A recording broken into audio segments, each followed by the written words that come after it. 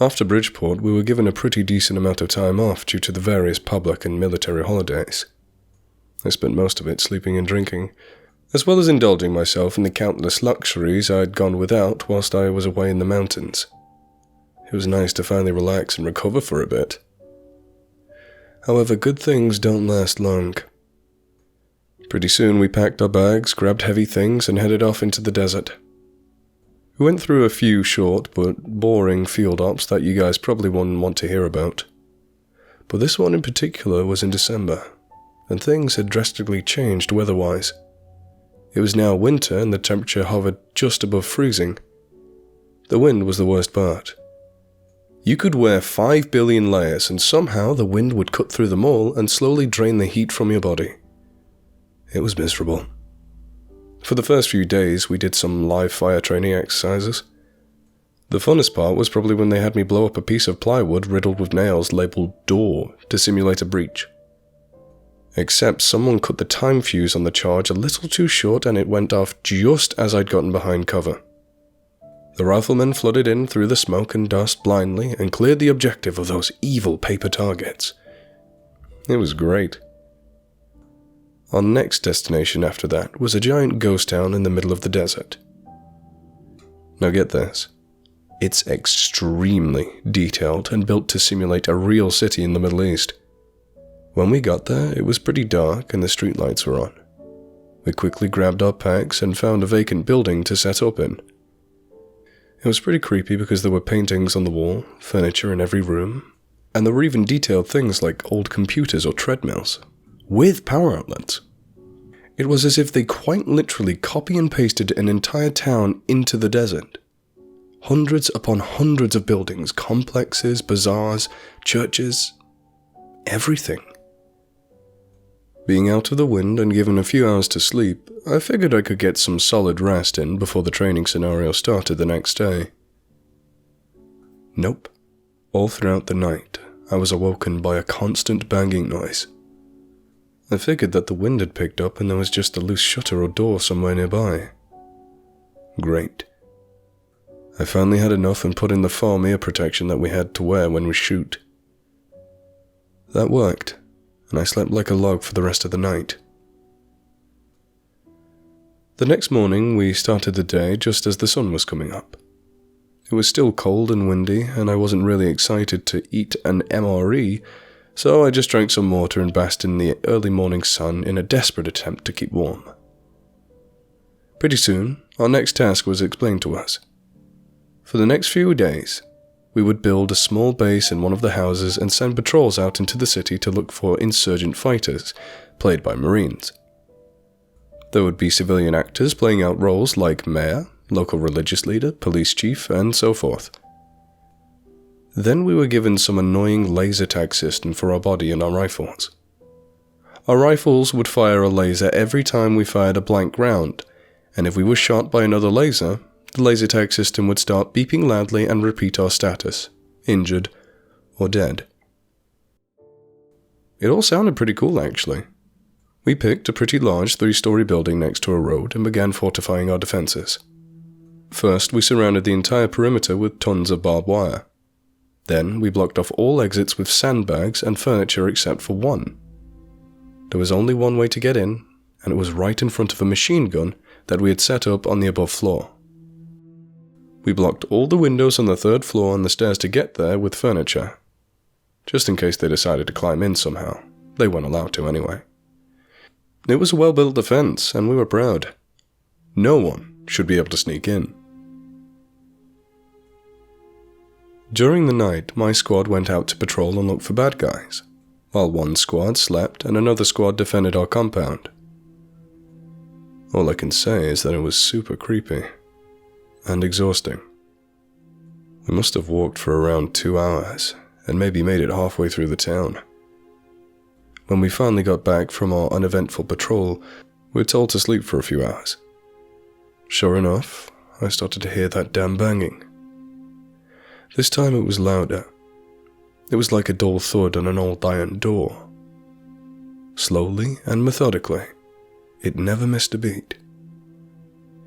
A few of us agreed that we would find out what the hell was making the noise, and put an end to it on our next patrol. I put the foam earbuds back in and slept for maybe an hour or two before I was woken up by what sounded like a training grenade going off outside of the building. Great. We're being attacked. It's 2 a.m. and people are shooting at us and throwing fake grenades. A few people's laser systems are beeping loudly and they are notionally bleeding out. The rest of us are shooting out of the windows and calling out targets. The machine gun above me is raining hot brass down the stairs. It was honestly great fun. The insurgents eventually disappear into the dark and my squad was sent to pursue them. We checked the surrounding area, but all we found were unarmed civilians. They were pretty great actors, I'll give them that. I felt extremely immersed in the situation when they told us that they would only give us information if we gave them some guns to protect themselves. Not gonna happen. On the way back to our base, I made sure we did a quick check for whatever the banging noise was. We tracked the noise to a building that wasn't very far from our little base. Maybe 2 houses over? But it was blocked from our view. Here's the weird thing. 3 of the windows and doors were covered with sheet metal and bolted shut. When we got close, the banging had stopped, but we all knew it was coming from that building specifically. Unable to do anything, we went back and posted up on various positions to pull security so that the other squad could rest. I got the short end of the stick and ended up on the window facing the direction of the building. Before I relieved the guy standing there, I asked him if he'd heard the noise from the building. He nodded and said he's heard it all night. I felt like Edgar Allan Poe listening to The Raven, slowly going mad by myself. Somewhere in my dreamy stupor, I postulated that somehow one of the surgeons had snuck their way into the building and were pulling some kind of psyops on us with banging away all night. Just as I had passed this up, the banging stopped, and I looked like an idiot. Pretty soon the sun came up. The rest of the day was pretty uneventful. We set up a few checkpoints and interacted with the locals, gave them water, asked them about the insurgents, etc. Typical roleplay fun.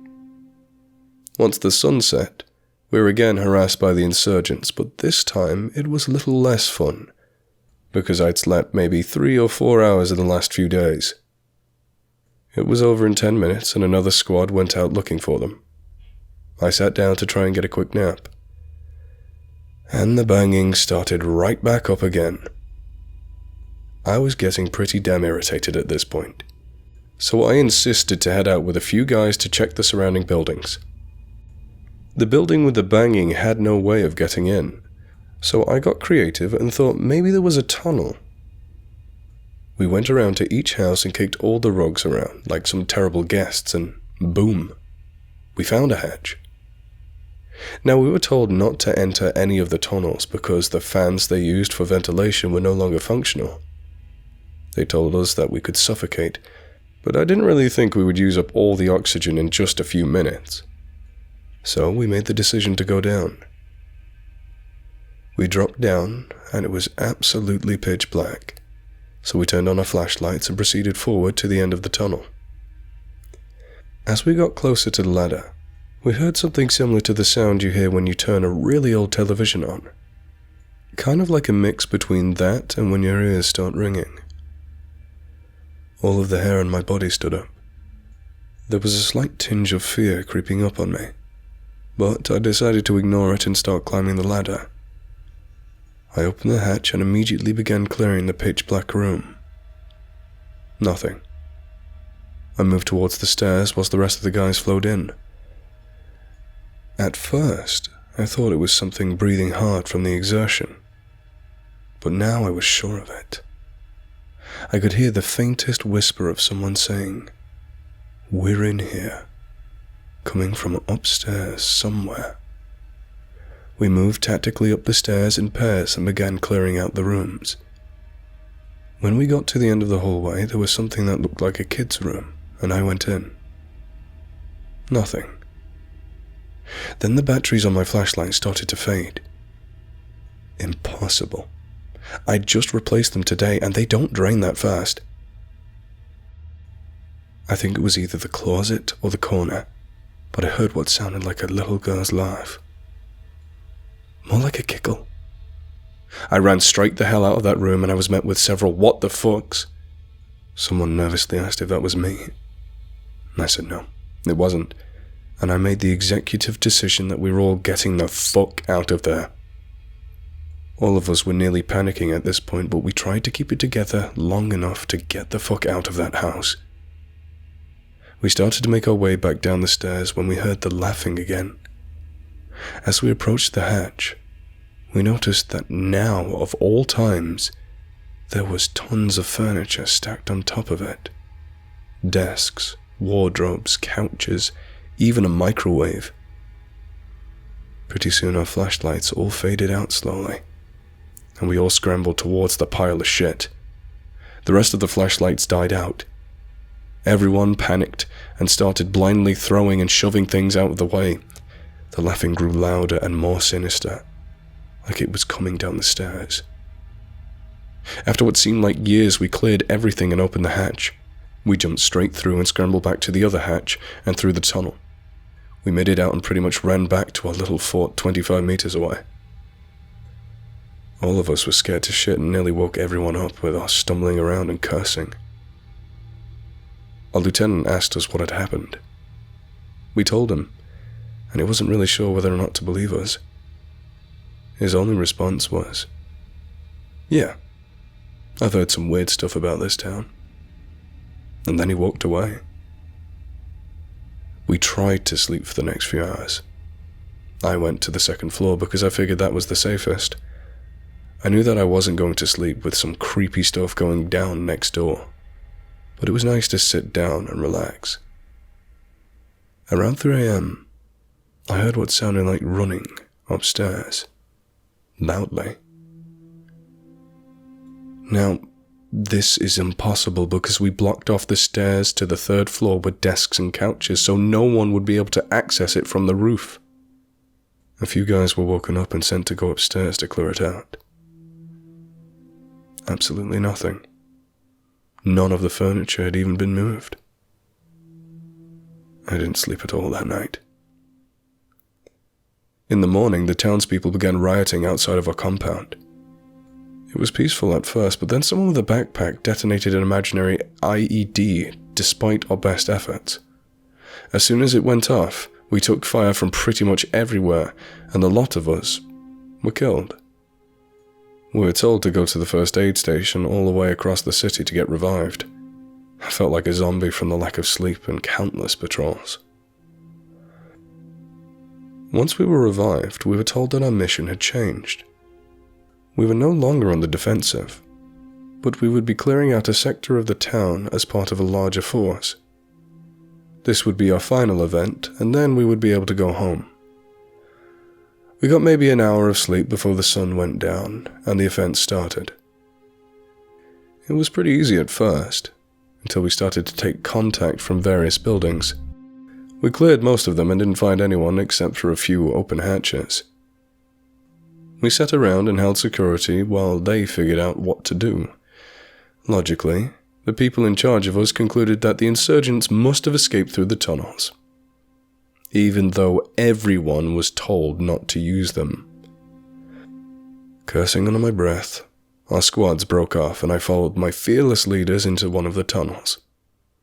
It was pretty simple, but much longer this time.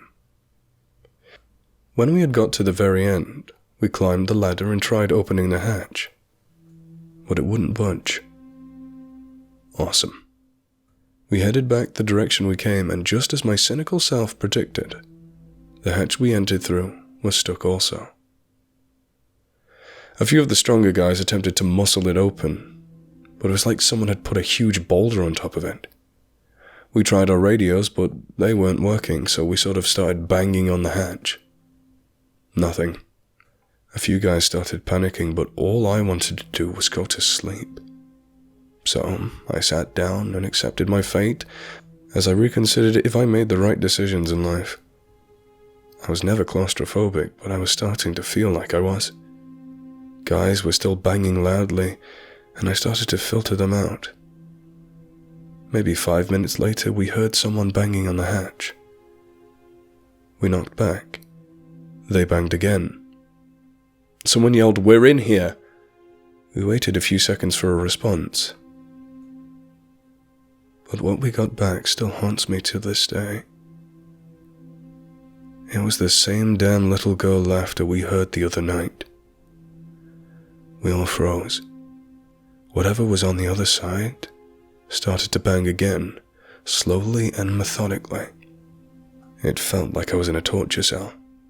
I tried my best to drown out the sound and think about anything else. No one dared to knock again. It must have been 2 or 3 hours, I don't remember, but it felt like an eternity before we heard footsteps from above. Everyone held their breath and listened. We heard some furniture being shifted and a few curse words that quickly gave away their identity. Other Marines. Finally. Soon the hatch was opened, and before we were all even out of the tunnel, we were getting absolutely chewed out to shreds. Multiple higher-ups yelling and cursing. The guys in charge of us were threatened with some punishments, but I personally was relieved to be yelled at. It beat being stuck in there. From what I heard, they noticed that we weren't part of the assault and assumed we were put out of game. They didn't realize until after they had regrouped that we were still missing. They got our last known location from one of the other squads who had entered the other tunnels near us and backtracked their way to us. I'm glad that someone remembered we were here because a lot of the buildings had the same damn paint job. Following that incident, it was nearly morning time and we hung out until trucks came to pick us up and took us back to our base. That was easily one of the more terrifying experiences because being buried alive scares the hell out of me to this day. Unfortunately, I myself only managed to take one picture. There's an album of pictures from a certain article if you're interested. There's also a lot of information about the range itself, 1,500 plus buildings, 1,866 feet of tunnels, and $170 million spent, etc. I'm sorry for the time between updates. I've been exhausted by the time I get off work. Hopefully I'll do part 4 by this weekend. Also, for the explosive, time fuse can be kind of tricky to work with. We do a test burn to get an accurate burn rate, but sometimes it doesn't always match. I've gotten a lot of non-creepy related questions about military stuff and life in general. I'm still considering whether I should start some kind of blog about all my experiences, creepy or not. Feel free to PM me if you're interested. Thanks again for all the positive support. I'll see you guys next time.